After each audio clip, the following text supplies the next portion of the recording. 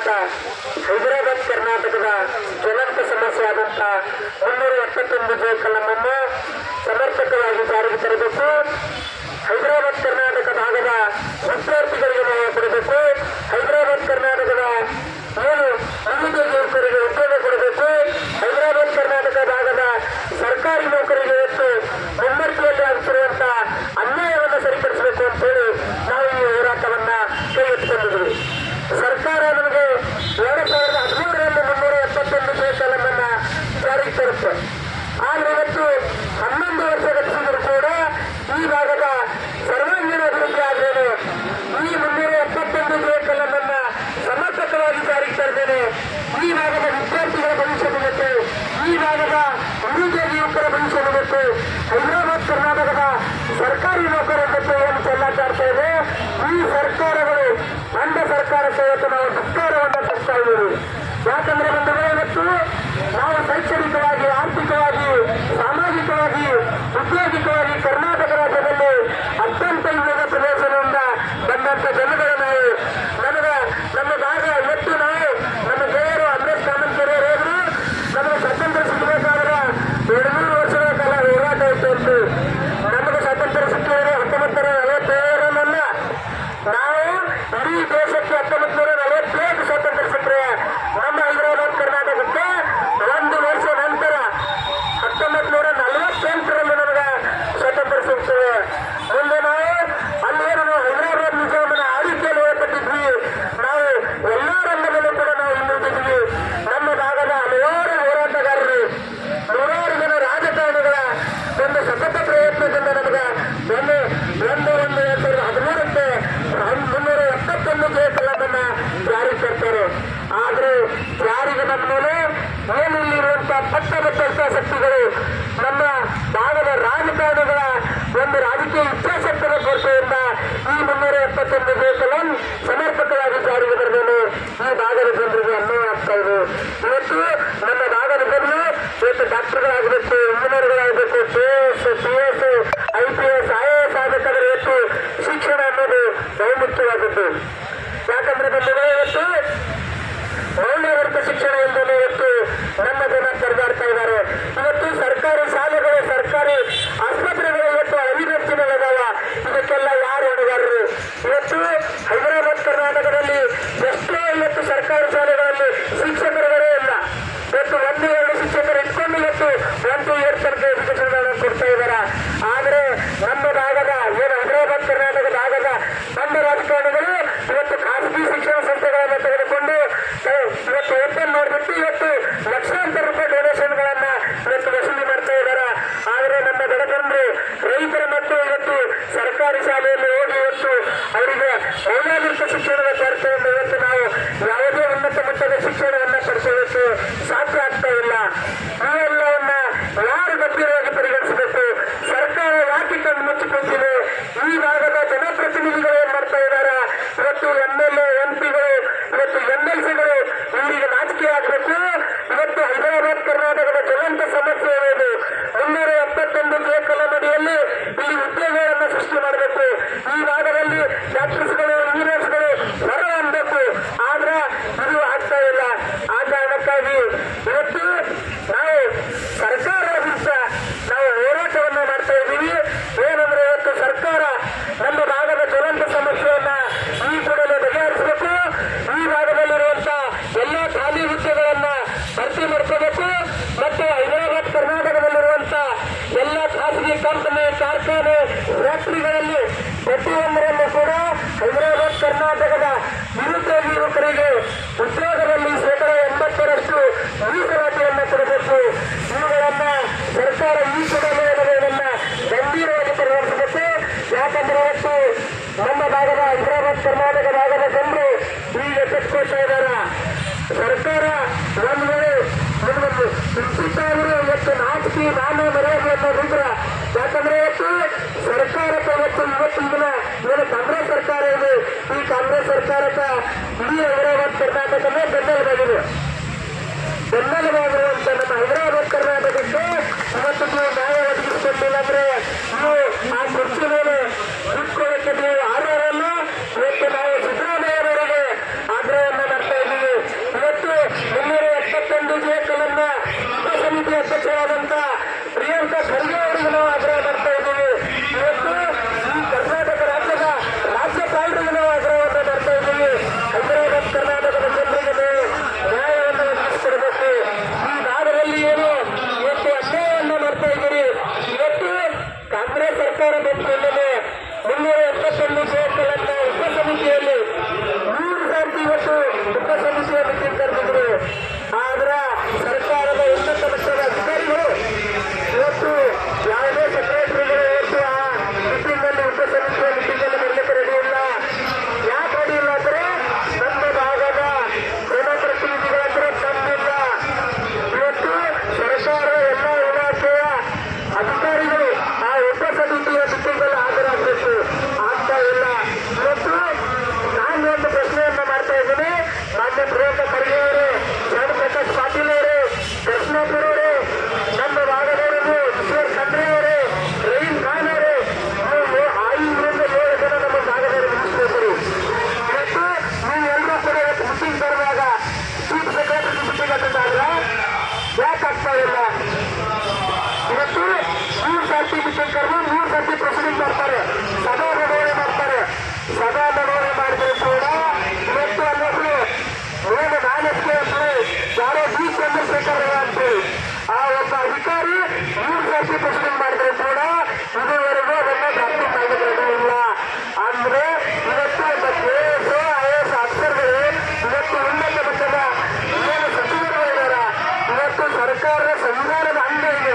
ಆ ಸಂವಿಧಾನದ ವಿರೋಧಿ ನೀತಿಯನ್ನು ಅನುಸರಿಸಿ ಇವತ್ತು ಜೀವ ಮಾಡಲಿಕ್ಕೆ ರೆಡಿ ಇಲ್ಲ. ಈ ಭಾಗದ ಜನರಿಗೆ ನ್ಯಾಯ ಕೊಡ್ಲಿಕ್ಕೆ ರೆಡಿ ಇಲ್ಲ. ಈ ಕಡೆ ಸರ್ಕಾರ ಹೈದರಾಬಾದ್ ಕರ್ನಾಟಕದ ನೌಕರರಿಗೆ ಬೆಂಗಳೂರು BBMP ವ್ಯಾಪ್ತಿಯಲ್ಲಿ 8% ವಿದ್ಯಾರ್ಥಿಯನ್ನು ಕೊಡ್ತಾ ಇದೀವಿ ಅಂತ ಹೇಳ್ತಾ ಇದ್ದೀರಿ. ನಿಮಗೆ ನಾಚಿಕೆ ಆಗಬೇಕು. ಇನ್ನೂ ಕೆಲವು ಎಷ್ಟೋ ಡಿಪಾರ್ಟ್ಮೆಂಟ್ಗಳಲ್ಲಿ ಈಗಲೂ ಕೂಡ ಪ್ರತ್ಯೇಕವಾದಂತ ಕೇಸಿಂದ ಪಟ್ಟಿ ಮಾಡಲಿಕ್ಕೆ ನಿಮ್ಮ ಅಧಿಕಾರಿಗಳಿಂದ ಆಗ್ತಾ ಇಲ್ಲ. ಯಾಕಂದ್ರೆ ನೀವು ಮಾಡಿದಂತ ಆದೇಶವನ್ನ ಇವತ್ತು ಯಾರೂ ಪರಿಪಾಲನೆ ಮಾಡಲಿಕ್ಕೆ ರೆಡಿ ಇಲ್ಲ. ಯಾಕಂದ್ರೆ ನೀವು ಆರೋರಲ್ಲ, ನಿಮ್ಮ ಹತ್ರ ಯಾವುದೇ ಕಾಂಟ್ಯಾಕ್ಟೇ ಇಲ್ಲ. ಇವತ್ತು ಒಂದು ಉಪಸಮಿತಿ ಸಚಿವ ಸಂಪುಟದವರಿಗೆ ಉಪಸಮಿತಿ ಅಂದ್ರೆ ಸರ್ಕಾರದ 46 ಇಲಾಖೆಯ ಉನ್ನತ ಮಟ್ಟದ ಎಲ್ಲ ಸೆಕ್ರೆಟರಿಯೇಟ್ಗಳು ಅಲ್ಲಿ ಬರಬೇಕಾಗುತ್ತಿದ್ದಲ್ಲಿ ಅವರು ಬರಲಿಕ್ಕೆ ರೆಡಿ ಇಲ್ಲ. ಇವತ್ತು ಪ್ರೆಸಿಡೆಂಟ್ ಮಾಡಿ ಇವತ್ತು ಏನು ಸಭಾ ನಿರ್ಣಯ ಆಯ್ತು, ಆ ಸಭಾ ನಿರ್ಣಯದ ಪ್ರಕಾರ ಆದೇಶ ಹೊರಡಿಸಬೇಕಾಗಿತ್ತು. ಆ ಆದೇಶ ರೆಡಿ ಮಾಡೋಕ್ಕೂ ಇವತ್ತು ನಿಮ್ಮ ಅಧಿಕಾರಿಗಳು ರೆಡಿ ಇಲ್ಲ. ನಾವೇನು ಹೇಳ್ತಾ ಇದ್ದೀನಂದ್ರೆ ಇವತ್ತು ಈ ನಾಮಕೆ ಅಷ್ಟೇ ನಮ್ಮ ಹೈದರಾಬಾದ್ ಕರ್ನಾಟಕದ ಜನರಿಗೆ ಸುಳ್ಳು ಆಶ್ವಾಸನೆಯನ್ನು ನೀಡಿ ಈ ಜನರಿಗೆ ಏನು ಮೋಸ ಮಾಡುವ ನಿಟ್ಟಿನಲ್ಲಿ ನಾವು 370 ಉತ್ಸವ ಮಾಡ್ತೀವಿ. 371 ಜಯಕಲನ್ಗೆ ನಾವು 3,000 ಕೋಟಿ ರೂಪಾಯಿ ಕೊಡ್ತೀವಿ, 5,000 ಕೋಟಿ ರೂಪಾಯಿ ಕೊಡ್ತಾ ಇದ್ದೀವಿ ಅಂತ ಹೇಳಿ ಏನು ಕೊಳ್ಳೆ ಹೊಡಿತಾ ಇದ್ದೀರಿ. ಈ ಕೊಳ್ಳೆ ಹೊಡೆಯೋದನ್ನ ಈ ಕೊಡುಗೆ ನಿಲ್ಲಿಸಬೇಕು. ಯಾಕಂದ್ರೆ ಇವತ್ತು ನಾವು ಏನು ಸಂಖ್ಯೆ ಮಾಡ್ತಾ ಇದ್ದೀವಿ ಅಂದ್ರೆ ಇವತ್ತು ನಾವು 100 ಸಂಖ್ಯೆ ಇರಬಹುದು. ಆದ್ರೆ ಮುಂದಿನ ದಿನಗಳಲ್ಲಿ ನಾವು 1000 ಅಲ್ಲ, ಲಕ್ಷಗಟ್ಟಲೆ ನಾವು ಬೆಂಗಳೂರಿಗೆ ಹೋಗ್ತೀವಿ. ಬೆಂಗಳೂರಿಗೆ ನುಗ್ಗಿ ಇವತ್ತು ನಮಗೇನು ಹೈದರಾಬಾದ್ ಕರ್ನಾಟಕದ ಜನರಿಗೆ ಅನ್ಯಾಯ ಮಾಡ್ತಾ ಇದ್ದೀರಿ. ಉದ್ಯೋಗದಲ್ಲಿ ಏನು ಮೀಸಲಾತಿ ಕೊಡ್ತಾ ಇಲ್ಲ, ಉದ್ಯೋಗಗಳನ್ನು ಭರ್ತಿ ಮಾಡ್ಕೊತಾ ಇಲ್ಲ. ನಮ್ಮ ಭಾಗದ ವಿದ್ಯಾರ್ಥಿಗಳಿಗೆ ಮೆಡಿಕಲ್ ಇಂಜಿನಿಯರಿಂಗ್ ಸೀಟ್ಗಳು ಕೊಡ್ತಾ ಇಲ್ಲ. ಇವತ್ತು ಒಟ್ಟಾರೆಯಾಗಿ 371 ಜಯಕಲನ್ನ ಹೆಸರು ಹೇಳಿ ಇವತ್ತು ಏನು ಲೂಟಿ ಮಾಡ್ತಾ ಇದ್ದೀರಿ. ಸಾವಿರ ಕೋಟಿ ರೂಪಾಯಿಗಳನ್ನು ಏನು ಲೂಟಿ ಮಾಡ್ತಾ ಇದ್ದೀರಿ. ಇದನ್ನ ನೀವು ನಿಲ್ಲಿಸಬೇಕು. ಇದು ನಮ್ಮ ಹೈದರಾಬಾದ್ ಕರ್ನಾಟಕದ ಜೀವಾಗಿದೆ. ಇವತ್ತು ನಾವೆಲ್ಲ ಯುವಕರು ಇವತ್ತು ನಾವೆಲ್ಲರೂ ಕೂಡ ಎಚ್ಚೆತ್ತುಕೊಂಡಿದ್ದೀವಿ. ಎಚ್ಚೆತ್ತುಕೊಂಡು ನಾವು ಈ ಹೋರಾಟವನ್ನ ಗಂಭೀರ ಸ್ವರೂಪಕ್ಕೆ ತಗೊಂಡು ಹೋಗ್ತಾ ಇದ್ದೀವಿ. ಬಂಧುಗಳೇ, ಇವತ್ತು ನಾವು ಸರ್ಕಾರಕ್ಕೆ ಎಚ್ಚರಿಕೆ ಗಟ್ಟಿಯನ್ನು ಕೊಡ್ತಾ ಇದ್ದೀವಿ. ಏನಂದ್ರೆ ಸರ್ಕಾರ ಈ ಭಾಗಕ್ಕೆ ನ್ಯಾಯ ಕೊಡಬೇಕು. ಹೈದರಾಬಾದ್ ಕರ್ನಾಟಕದ ಭವಿಷ್ಯವನ್ನ ನಿರ್ಮಿಸಬೇಕು. ಹೈದರಾಬಾದ್ ಕರ್ನಾಟಕದ ಏನು ಕಲ್ಯಾಣ ಕರ್ನಾಟಕ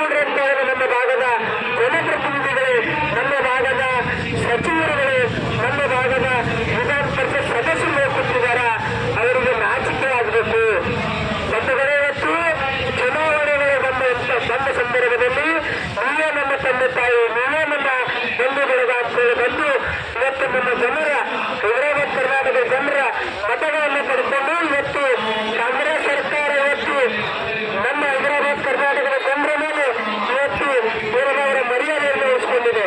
ಯಾಕಂದ್ರೆ 5 ಲೋಕಸಭಾ ಸದಸ್ಯರನ್ನ ಹೈದರಾಬಾದ್ ಕರ್ನಾಟಕದವರು ಕೊಟ್ಟಿದ್ದಾರೆ ಕಾಂಗ್ರೆಸ್ಗಳು.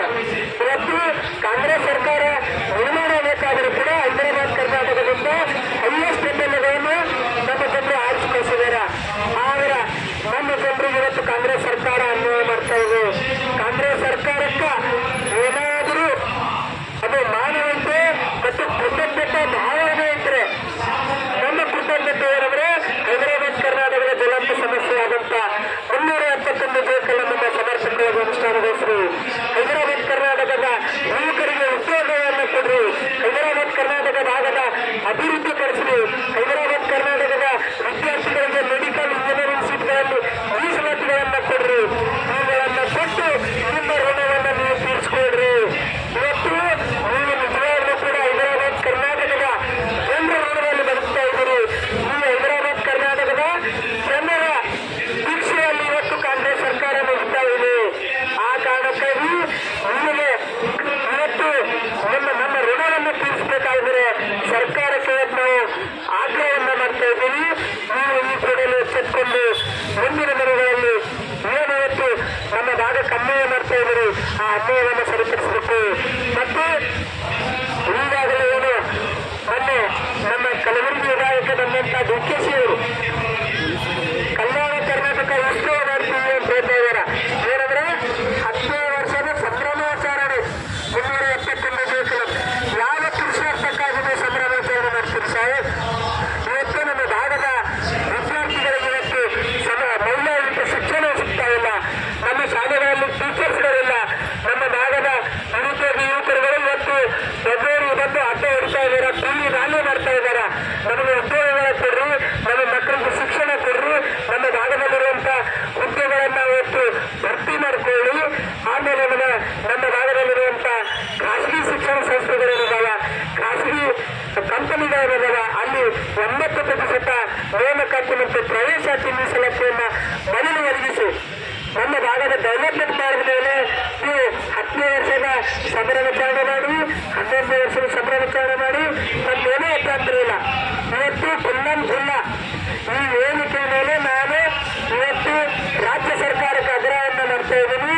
ನೀವು ಏನು 17ನೇ ಸೆಪ್ಟೆಂಬರ್ ಕಲ್ಯಾಣ ಕರ್ನಾಟಕ ವಿಮೋಚನಾ ದಿನಾಚರಣೆಗೆ ನಾವು ಉತ್ಸವ ಮಾಡ್ತೀವಿ ಅಂತ ನೀವೇನಾದರೂ ಹೈದರಾಬಾದ್ ಕರ್ನಾಟಕಕ್ಕೆ ಒಂದ್ವೇಳೆ ಬಂದ್ರೆ ನಿಮ್ಮ ಸರ್ಕಾರಕ್ಕೆ ನಾವು ಹೈದರಾಬಾದ್ ಕರ್ನಾಟಕಕ್ಕೆ ಎಂಟ್ರಿನೇ ಕೊಡೋದಿಲ್ಲ.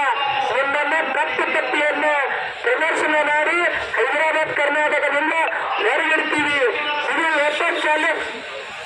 ಏನಂದ್ರೆ ಹೈದರಾಬಾದ್ ಕರ್ನಾಟಕದ ಜನರಿಗೆ ನ್ಯಾಯ ಕೊಟ್ಟು ಹೈದರಾಬಾದ್ ಕರ್ನಾಟಕದ ಎಂಟ್ರಿ ಆಗುತ್ತೆ. ನಾವು ಉತ್ಸವ ಮಾಡ್ತೀವಿ, ಕಲ್ಯಾಣ ಕರ್ನಾಟಕ ಅಮೃತ ಮಹೋತ್ಸವ ಮಾಡ್ತೀವಿ. 371 ಬೇಕಲ್ಲ 10 ವರ್ಷ ಗತಿಸಿತ್ತು, ಅವೇನೂ ಬೇಕಾಗಿಲ್ಲ. ಮೊದಲು ನಮಗೆ ನ್ಯಾಯ ಕೊಡಬೇಕು. ನಮ್ಮ ಭಾಗದ ಅಭಿವೃದ್ಧಿ ಆಗಬೇಕು. ನಮ್ಮ ಭಾಗದ ವಿದ್ಯಾರ್ಥಿಗಳಿಗೆ ಸೀಟ್ಗಳು ಸಿಗಬೇಕು. ಖಾಲಿ ಇರುವ ಉದ್ಯೋಗ ಭರ್ತಿ ಆಗಬೇಕು. ಆಮೇಲೆ ಹೈದರಾಬಾದ್ ಕರ್ನಾಟಕ ಹೊರತುಪಡಿಸಿ 24 ಜಿಲ್ಲೆಗಳಲ್ಲಿ 8% ನೇಮಕಾತಿ ಮತ್ತು ಮುಂಬರ್ತಿ ಮೀಸಲಾತಿಯನ್ನು ಕೊಡಬೇಕು. ಮತ್ತು ಇವತ್ತು 371 ಬೇಕಲ್ಲ ವಿಶೇಷ ಕೋಶ, ಆ ಕೋಶವನ್ನು ಪುನರ್ಸ್ಥಾಪಿಸಿ ನಮ್ಮ ಭಾಗದ ಅಧಿಕಾರಿಗಳನ್ನು ನೇಮಕ ಮಾಡಬೇಕು. ಇವತ್ತು ಉಪಸಮಿತಿ, ಸಚಿವ ಸಂಪುಟ ಉಪಸಮಿತಿಯಲ್ಲಿ ಇವತ್ತು ನಮ್ಮ ಭಾಗದ ಅಧಿಕಾರಿಗಳು ತಿಳಿಸಬೇಕು. ಇವತ್ತು ಯಾರೋ ಆದರೂ ಡಿ ಚಂದ್ರಶೇಖರ ಅನ್ನೋರು ಸತತವಾಗಿ ಈ ಭಾಗದ ವಿರುದ್ಧ ಇವತ್ತು ಯಾವುದೇ ಕೆಲಸ ಮಾಡಿದೇನೆ ಇವತ್ತು ನಮ್ಮ ಭಾಗದ ಜನರಿಗೆ ಅನ್ಯಾಯ ಮಾಡ್ತಾ ಇದ್ದಾರೆ. ಅಂತವರನ್ನ ಅಲ್ಲಿಂದ ಕಿತ್ತಿಸಬೇಕು. ಇವುಗಳನ್ನೆಲ್ಲ ಮೊದಲು ನಮಗೆ ಜಾರಿಗೆ ತರಬೇಕು. ತನ್ನ ಮೇಲೆ ನೀವು ಇವತ್ತು ಸಿದ್ದರಾಮಯ್ಯ ಅವರೇ, DKC ಅವರೇ ನನ್ನ ಹೈದರಾಬಾದ್ ಕರ್ನಾಟಕ ಕಾಲಿಡಬೇಕು. ಒಂದು ವೇಳೆ ಇವುಗಳನ್ನೆಲ್ಲ ಮಾಡಿದ್ರೆ ನಾವು ಒಣ ಆಡಂಬರ ಮಾಡಿ ನಾವು ಹೈದರಾಬಾದ್ ಕರ್ನಾಟಕಕ್ಕೆ ನ್ಯಾಯ ಕೊಟ್ಟಿದ್ದೀವಿ, ನಿಮಗೆ ಅಭಿವೃದ್ಧಿ ಮಾಡಿದ್ದೀವಿ, ನಿಮಗೆ 5,000 ಕೋಟಿ ಕೊಟ್ಟಿದ್ದೀವಿ, ಇವೆಲ್ಲ ಪುಟ್ಟನಪ್ಪ ಹೇಳಿ ನಮ್ಮ ಭಾಗಕ್ಕೆ ಒಂದು ವೇಳೆ